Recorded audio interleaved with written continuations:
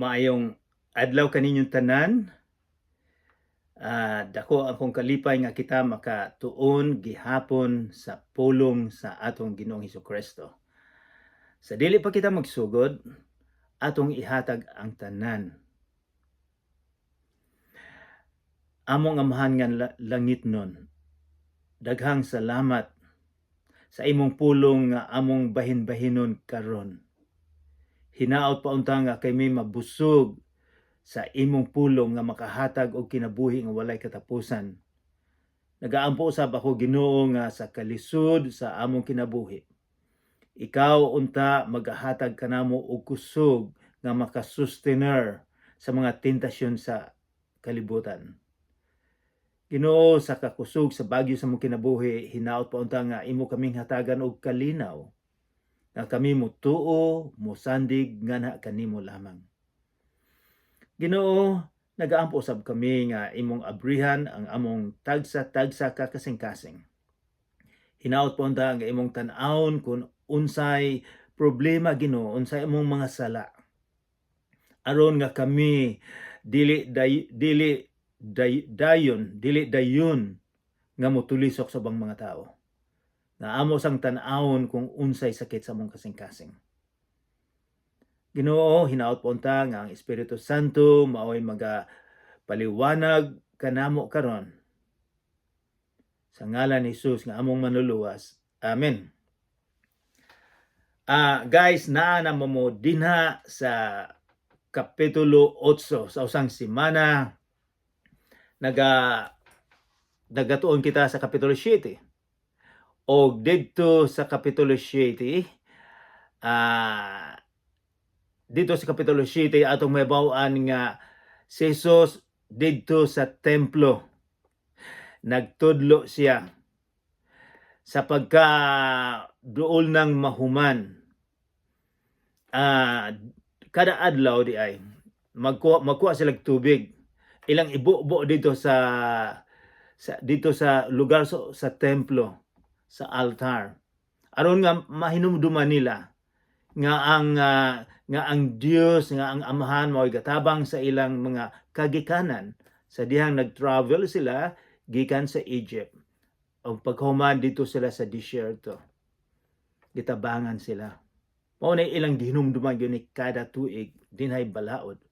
O sa ikapito ka adlaw, ang atong Ginoong Hesukristo sa iyang sermon, sa iyang pagtudlo didto, miingon siya, ako kung kinsa tong giuhaw sa kinabuhi, ako ang tubig sa kinabuhi nga magahatag og kinabuhi nga walay katapusan. Kung makakita mo og tubig atong mahinumduman, nga ang ato lang Ginoong Hesukristo ang makapatagbaw sa gikinahanglan nato karon sa kalibutan. And then moadto kita sa Kapitulo 8. Dito atong nahibaw-an ang istorya may tungod sa usa ka babae nga nadakpan nga nanapaw. O ato usab ditong mahibaw-an nga ang atong Ginoong Hesukristo gentle, malumo siya nga nakipag-deal sa usa ka makasasala. Kay kining bayhana, ilaning gidala nila samtang si Jesus gatudlo. Ang mga religious leaders gusto nilang bitkon ang atong Ginoong Hesukristo. O naluoy ang Ginoo kay posible siguro nga wala makasinina og husto. Siguro nakatualya lang ni siya nga ilang gidala. Apan atong makita nga atong Ginoong Hesukristo malumo tungod sa iyang gipakita nga dakong kaluoy o gugma sa babae. Ang babae nagrepent o giingnan siya sa atong Ginoong Hesukristo, wala ba'y nagtulisok nimo, wala ba'y may bato kanimo, kay batuon mo unta siya, patyon mo unta siya. Ingon ng babae, wala siya, ako dili usab nimo magtulisok. Apan ayaw na pagkasala. Lakaw. Ang buot ipasabot niya nga siya maghinulsol sa iyang sala. Maghinulsol, buot ipasabot nga ang direction sa imong kinabuhi osbon. Kung 180 degrees ang imong paglakaw sa imong kinabuhi nga dili makapalipay sa Ginoo, dili makahatag og pagdaig sa Ginoo, usba na. So maunay paghinulsol. Change of lives, change of the direction of what you are doing in your life. So karon atong tan-awon usab kining mga tawhana kay ang istorya didto duha ka klaseng istorya. Kining usa ka makasasala nga makita gyud, o kining usa ka makasasala. This is a tale of two sinners.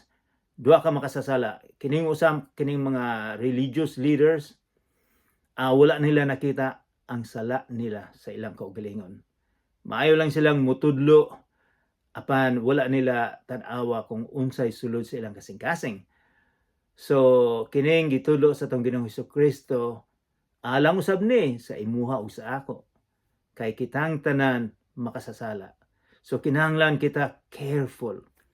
Dili dayon ta mulukso nga itulisok ang ubang mga tao. So mao ni atong usani sa atong mga prinsipyo nga atong tunan karon. So guys, naa na ba mo dinha sa kapitulo 8. Kapitulo 8 wala nato na human. Atong gitunan ang may tungod sa babae nga nanapaw.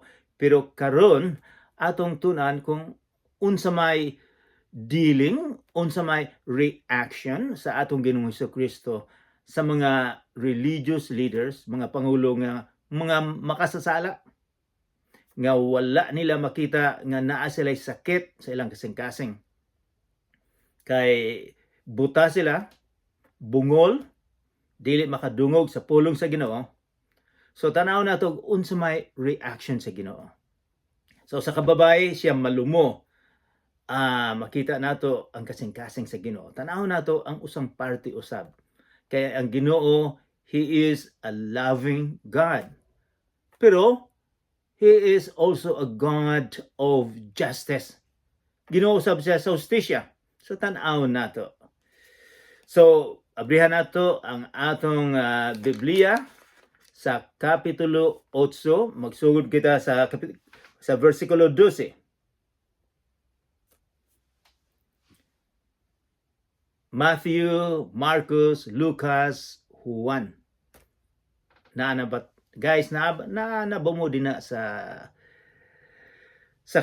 kapitulo 8 sa Juan. Atong abrihan ang atong Bible nga basig daghang abog na atong tan-awon. Okay. Basahon nato. Kini posible nga ang babae milakaw na ang mga tao usab nga mga nag-accuse kaniya, milakaw na usab. And then, apan si Hesukristo, nagpadayon gyapon sa iyang pagtudlo dito sa templo. So, pero, katong mga religious leaders nga gusto gyong nga gaplano nga siya kuhaon gyud nila nga siya patyo nila, nagpabilin gyapon kini mga religious leaders. So, basahon na nato. Si Jesus ang kahayag sa kalibutan. Unya, si Jesus miingon na usab sa mga Parisiyo. Ako'y dakong kuan diri. Miingon si Jesus, ako mao ang kahayag sa kalibutan. Ang musunod kanako dili na gayud maggalakaw diha sa kangitngit, kundili makabaton hinuon sa kahayag sa kinabuhi. Mao nay unang introduction ni Jesus sa dihang galantaw siya sa mga tao, sa mga religious leaders. Siya, ako ang kahayag. Tan-aw nato. Tan-aw na to nganong misulti man si Jesus ni ini nga siya ang kahayag. Wala siya moingon nga ang imong relihiyon maoy kahayag sa kalibutan. Ingon siya, ako ang kahayag sa kalibutan. Tan-aw na to ang konteksto ni ini para masabtan nato. Karo sa 2,000 years ago nga si Jesus nagtudlo sa templo.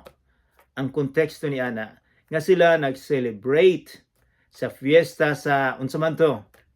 Fiesta sa Tabernacle or sa Binisaya fiesta sa payag-payag or fiesta sa balay-balay. Nag-celebrate sila para mahinumduman nila ng ilang mga kagikanan didto sa Ehipto gitabangan sa Ginoo. O miagi sila sa disyerto. Kinsa may nakakitag disyerto, kinsay nakalakaw. Init kayo ang disyerto.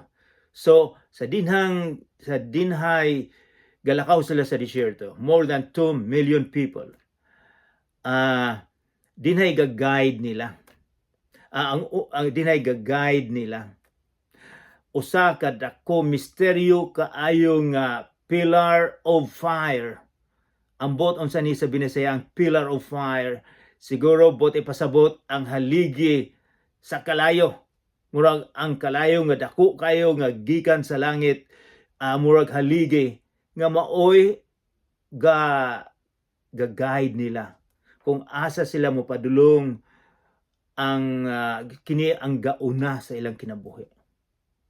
So misteryo kaayo nga bisag asa sila kining pillar of fire magauna nila. Karon si Jesus miingon siya, ako mao ang kahayag sa kalibutan. Samtang nag-celebrate sila sa giunsa sa Ginoo pagtabang nila. Kadtong kahayag dito sa disyerto ang mauto ang Ginoo. Ug karon si Jesus miingon nga ako ang kahayag sa kalibutan. Buting ipasabot, kadtong ga-guide ninyo, gagiya ninyo, gauna ninyo nga kalayo, ako kadto. So, mingon si Jesus, ang musunod kanako, dili na gayud maglakaw diya sa kangit-ngit, kundili makabuton hinuon sa kahayag sa kinabuhi. Asa man mo musunod? Si Jesus mingon nga, kung musunod mo kaniya, dili kita maglakaw sa kangit-ngit, kundili makabuton hinuon sa kahayag sa kinabuhi. Kinsa may inyong pilion nga musunod? Musunod ba mo sa inyong relihiyon? O musunod ka mo sa atong Ginoong Kristo? Siya ang miingon, mipasalig si Jesus. Si Jesus dili magbakak, mipasalig yun siya nga makabuton hinon sa kahayag sa kinabuhi. Unsa may inyong desisyon? So, mauni nadungog sa mga relihiyoso nga siya ang kahayag, nasabtan dayon, kini nasabtan dayon nila. Kita ug ako dili ta makasabot, pero sila sa dihang nadungog nila ni. Kabalo sila nag-celebrate sila. Nahibalo sila nga kadtong kahayag kalayo nga gauna mauto si Jehovah. Mauto ang Amahan, mauto ang Ginoo. Karon mingon si Jesus, ako ang kahayag. So, moadto ta sa verse 13. Ang mga Farisiyo miingon. Nahibalo na kinsa ning mga Farisiyo. Kini sila ang mga religious leaders. Sila ang mga member sa Sanhedrin, sa Kongreso. Sila ang member usab sa Korte Suprema. So, these guys are somebody. Pero na-threaten lang ang ilang posisyon. Nahadlok sila nga makuha sa atong Ginoong Kristo ang ilang power. So, ug wala nila nakita. Kay sirado ang ilang kasing-kasing. Ang mga Fariseo miingon, nagsaksi ka bahin sa imo rabpod nga kaugalingon. Og imong gisulti dili madawat. Unsa may bote pasabot nila niini? Nagsulti ka lang sa imong kaugalingon. Nga nag-witness lang ka. Nga dili na pwede Kay sa ilagong balaod ang witness kinahanglan duha, sobra sa duha. Ang usa dili pwede. So mingon sila, ang imong witness nga ikaw tong kahayag dili na mahimo. Wala kay laing witness, gasulti-sulti ka lang sa imong kaugalingon. So mao na gi-accuse nila si Jesus. Ang imong gisulti walay laman. And then verse 14, si Jesus mitubag, bisan tuod nagsaksi ako bahin sa akong kaugalingon, ang akong gisulti tinuod, kay nasayon man ako, diin ako gikan ug asa ako padulong. Si Jesus dili magbakak, siya ang Ginoo. Dili siya magkasayop, mingon siya tinuod. Walay tao sa kalibutan karon nga moingon nga tinuod ang gisulti. All the time, si Jesus ang tanan nga iyang gisulti tinuod, kay wala siya sala. Siya ang Ginoo. Miingon siya, tinuod kay nasayod ako man, hain ako gikan og asa ako padulong. Unsa may buti pasabot, asa ko gikan, asa ako padulong. Atong makita dinhi nga si Jesus dili kalibutanon. Ang Ginoo nagpakatao lang. Physical makita nato nga physical lang ang atong Ginoo nga nag-anhi dire. Apan mingon si Jesus, dili ko gikan dinhi sa kalibutan. Gikan ako sa Amahan, ako mubalik ako dito. Mingon siya, apan kamo mga reliyoso, wala masayod din ako gikan og asa ako paingon. Verse 15, kamo naghukom sa tawhanong paagi, apan ako wala maghukom kang bisan kinsa. So ang inyong paghukom, tawhanon lang. Tawhanon na buti pasabot nga kato lang makita nila. Pero ang paghukom sa atong Ginoong Kristo, makita niya ang tagsa-tagsa kakasing-kasing. Makita niya kung ano ang goal natin, unsay plano natin, unsay plano nato. So ang iyang paglantaw sa atong kasing-kasing tinuod gyud.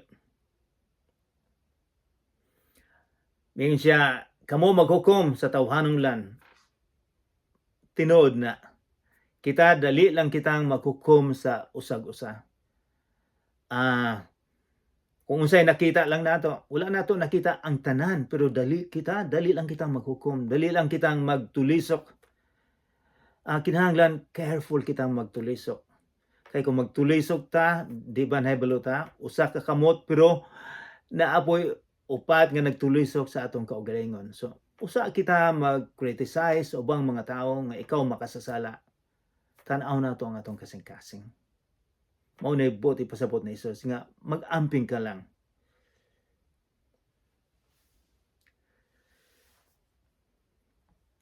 And then miingon sa 16 si Jesus, apan kung maghukom ako, kung akong maghatag og judgment, kung ako ang maghatag og condemnation, husto gayud ako. Husto siya ang Ginoo, dili siya magkasayop. Kay ang akong hukom, kay dili man ako rang usa ang maghukom, kun dili ako og ang akong Amahan nga nagpadala kanako.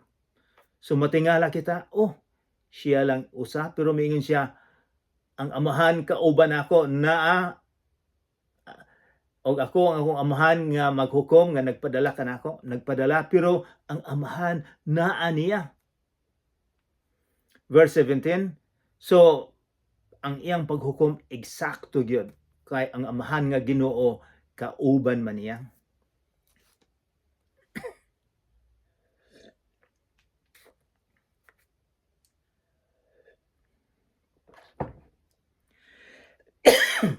Sorry.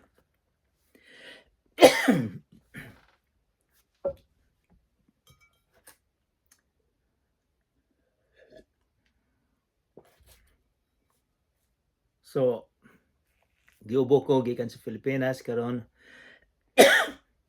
mga duha na ka bulan giubo gyapon jutay. But anyways, balik tayo. Then verse 17, nahisulat sa inyong nahisulat sa inyong balaod nga kon ang duha ka saksi magkauyon, tinuod ang ilang gisulti. So mao nay balaod mingon siya, ang inyong balaod. So ang gusto nila nga si Jesus mosunod sa ilang balaod, pero dili na pwede. Kay siya ang gahatag sa balaod. Mingon siya, ako nagasaksi bahin sa akong kaugalingon o ang akong amahan nga nagpadala kanako, nagsaksi usab bahin kanako. Suduha na sila. Mingon siya, ako nagsaksi, ang akong amahan usab nagsaksi. Ang Ginoo ang gasaksi, gapamatuod sa iyang gisulti nga siya ang suga sa kalibutan. Busa nangutana sila, hain man di ay ang imong amahan. Wala sila makasabot.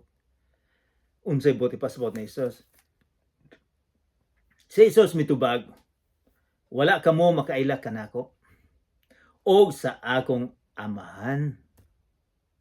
Kung nakaila pa kamo kanako, makaila usab unta kamo sa akong amahan. Wow, bugat ning gisulti ni Jesus.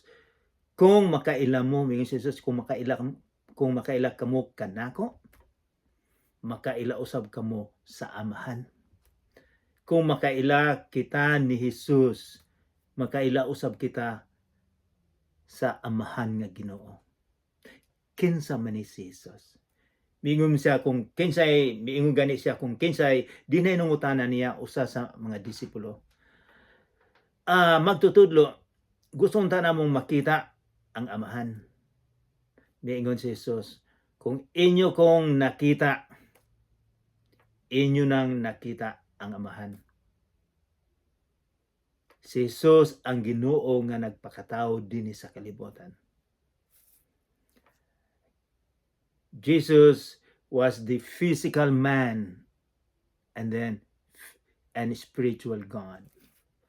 So, kung unsay pulong ni Jesus, mauusab ni ang pulong sa amahan. Og ang pulong niya dili magbakak. So nungutana sila, si Jesus mitubag, wala kamo makaila kanako og sa akong amahan. Kung nakaila pa kamo kanako, makaila usab unta kamo sa akong amahan. That is verse 19. 20. Gisulti ni Jesus kining tanan samtang nagtudlo siya sa sulod sa templo. Dito sa lawak sa gibutangan sa mga sudlanan sa halad. O walay midakop kaniya kay wala pa man moabot ang iyang takna. So kini guys, importante ning gisulti ni Jesus. Wala gyud makadakop kaniya kung wala pay oras. Kay tanan na ay time schedule. Dini makahatag kini og encouragement kanato. Nga walay may tabo sa atong kinabuhi kung walay pagtugot sa Ginoo. Ang tanan naa sa time schedule, naka-schedule. Og ang Ginoo ang nahibalo. Og walay makausob niini. And then verse 21. Unya mingon si Jesus kanila, mulakaw ako og mangita kamo kanako. Apan mga matay kamo otro nako, mingon si Jesus, mga matay kamo diha sa inyong mga sala. Iyang giina ni mga religious leaders, mga matay kamo sa inyong sala. Dili kamo makaadto sa akong adtuan. Yun siya, mga matay kamo. Unsa man giingon ni Jesus nga mga matay kamo sa inyong sala. Mga matay means spiritual death. Ang dili ni physical lang, giingon ni Jesus, espirituhano ning kamatayon. Nga dili makaadto sa balay sa Ginoo, sa iyang adtuan. Nga naman siguro, kamo, ang gisulti ni Jesus, tanaon usab nato ang kaugalingon. Muingon po si Jesus, kamo, dili kamo makaadto sa akong adtuan. Nga naman miingon na ni si Jesus. Kinsa man makaadto lang dito. Katubang relihiyoso, o gusto, katubang membro sa usa ka relihiyon, Kadto bang taas ang natapos sa eskwelahan, kana bang dako kay balay, kana bang naay daghang kwarta, naay dolyar, unsa man mao ba na? And then verse 22. Busa ang kadaguan sa mga Hudiyo nag-ing nanay. Maghikog ba ka kini siya? Nga nag-ingon man nga dili kita makaadto sa iyang adtuan. Niingon sila, maghikog ba na si Jesus? Maghikog ba ka na siya? Kay dili man ta makaadto. Ang ilagong pagtuo, kung ang tao nga maghikog, ibutang gyud sa pinakainit sa impyerno. Mao ilang pagtuo og kini maghikog gikan sa impyerno mobalik siya og mobalik siya sa iyang mga apo, anak. So mao ni ilang pagtuo pero dili ni tunod nga istorya. Ilala ning pagtuo. Verse 23, si Jesus mitubag, kamo taga dinhi sa yuta, apan ako gikan sa langit. Kamo nga taga dinhi sa kalibutan, apan ako dili taga dinhi. Digan siya, giklaro niya, ako gikan ko sa langit. Dili lang ko ordinary nga, dili ko tao gyud, dili ko ordinary nga tao, gikan ko sa langit. Dili ko taga dinhi, mingon siya. Sa tinuod ang Kristohanon, ang misalig, mituman sa atong Ginoong Kristo, mi alagad. Dili kita taga dinhi. Naagi tay lugar, kita nagbisita lang ta dinhi sa kalibutan. Naagi lugar nga gipreparar sa Ginoo katong mituo misalig kaniya. And then 24, resultuhan ko kamo nga mga matay kamo diha sa inyong mga sala o mahitabo gayud kini. Mahitabo gyud kani, mga matay ang espiritu nato, mingon siya, kini kun dili kamo mutuo nga ako mao. Unsa man ni gingon ni Jesus nga gingon, mga matay kamo kun dili kamo mutuo nga ako mao. Ego eimi. Unsa man ning ego eimi sa kini siya sa Hebrehanon, ego eimi, gigamit ni sa atong Ginoo dito sa samtang si Moises nakipag-istorya dito sa bushes dito sa kasagbutan sa kakahuyan, nakipag-istorya sa amahan. Nangutana si Moises, kung mangutana ang mga Hebrehanon, kinsay gapadala nimo? Miingon ang amahan, miingon siya, ego eimi. Original nga translation, bot ipasabot, ako mao ako. Kini gigamit ni Jesus karon kung unsa toy gisulti, kung unsa kadtong gisulti dito sa amahan nga nakita ni Moises nga nadungog, mingon siya, ako na. Gigamit niya, mingon siya, kung dili kita mutuo, may bot ipasabot. And sa mga matay mo sa inyong sala, kung dili kamo mutuo nga ako mao ako. Kung dili kita mutuo nga siya ang Ginoo, nga siya ang nagpakamatay kanato, ming siya maimperno mo, dili mo makaadto sa kinabuhi nga walay katapusan nga kauban kanako. Importante kayo ni guys ang kinang giingon, ako mao ako. So dili di ay makaadto, dili di ang relihiyon nato. Mga matay di ita kung musalig kita sa atong relihiyon. Adto na di sa atong Ginoong Kristo. Sila nangutana, kinsa ka bari ay? Si Jesus mitubag, ang gitugan ko na kaninyo sukad pa sa sinugdan.